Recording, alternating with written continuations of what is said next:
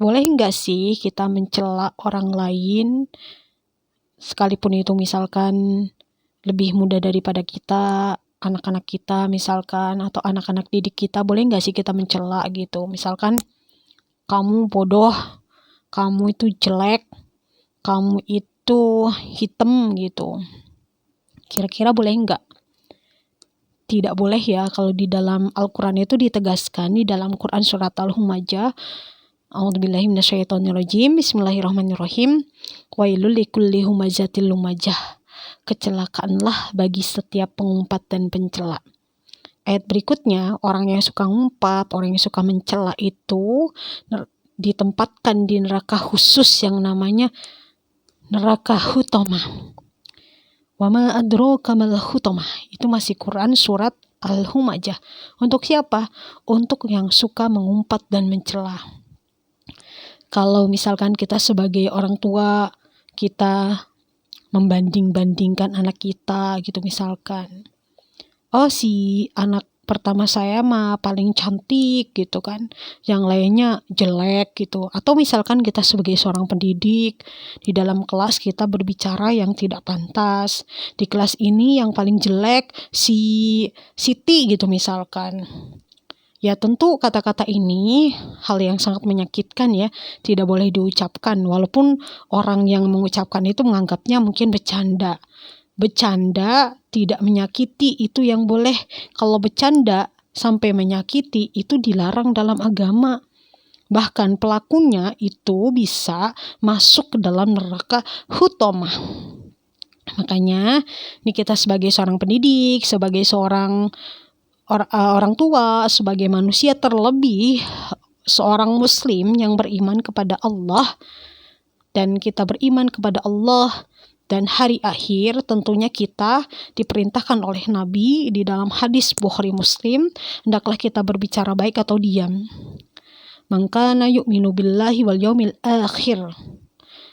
Jadi kalau kita beriman kepada Allah dan hari akhir, hendaklah kita berbicara falyakul khairan aw liyasmut. Berbicara yang baik atau diam. Jadi penting banget ya menjaga lisan itu. Jangan sampai kita menghina fisik, gak boleh gitu. Apalagi misalkan seorang pendidik menghina fisik muridnya, itu terpengaruhnya itu hubungannya sangat kuat sekali dengan nilai dari lembaga tersebut. Karena ketika ada salah satu guru yang menghina muridnya gitu, misalkan punya sifat toksik gitu kan, misalkan suka diskriminasi gitu kan, pilih-pilih, yang cantik ya dipilih, yang jelek mah enggak gitu misalkan, itu akan terpengaruh sekali untuk yang lainnya gitu. Jadi terkenalnya nanti lembaga tersebut, di lembaga tersebut mah ada guru toksik gitu kan, ya nanti jeleknya bukan guru tersebut, tapi juga guru yang lainnya ikut jelek, kepala sekolahnya, yayasannya, lembaganya. Makanya hati-hati ya, kalau misalkan kita menghina anak kandung kita misalkan, mencelai kamu paling jelek, kamu kan cantik, kenapa kamu jelek gitu misalkan, ya itu tetap akan mentalnya akan turun gitu, akan jatuh gitu. Tapi itu hanya berlaku di keluarga dia saja, pasti rusak mentalnya gitu, karena punya orang tua suka menghina anaknya, suka mencela anaknya gitu. Tapi kalau misalkan di lembaga pendidikan, itu akan ada hubungannya dengan yang lain. Guru yang ada di lembaga tersebut jadi jelek kalau misalkan ada guru yang suka toksik dan suka diskriminasi gitu kan. Terus guru yang kepala sekolahnya juga ikut terlibat jelek, kepala yayasannya gitu kan, pengurus-pengurus lainnya yang memang terlibat di dalam lembaga pendidikan tersebut, itu akan ikut jelek juga. Makanya seorang pendidik itu harus menjadi contoh dan teladan yang baik, karena guru itu adalah digugu dan ditiru. Makanya harus betul-betul menjaga lisan, ya, menambah diri ini pengetahuan agamanya. Tidak hanya kita belajar ikut pelatihan menjadi guru yang baik, menjadi guru yang profesional, itu niatnya hanya untuk pencairan aja, tapi memang betul-betul diniatkan untuk merubah diri kita sebagai guru kualitasnya yang lebih baik lagi gitu. Biar kita lebih menjaga lisan, biar kita lebih berhati-hati, bisa memilih kata ketika mau menyampaikan sesuatu gitu. Biar kita lebih ada adabnya gitu.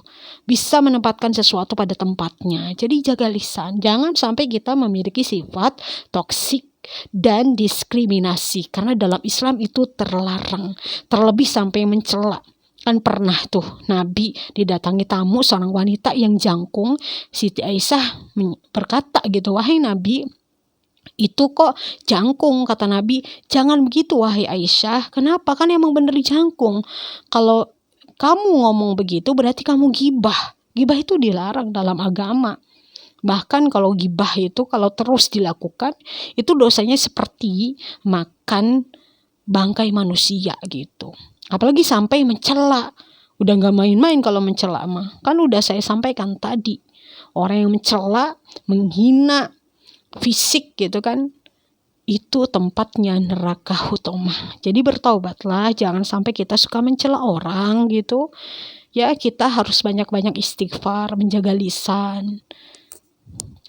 Terima kasih.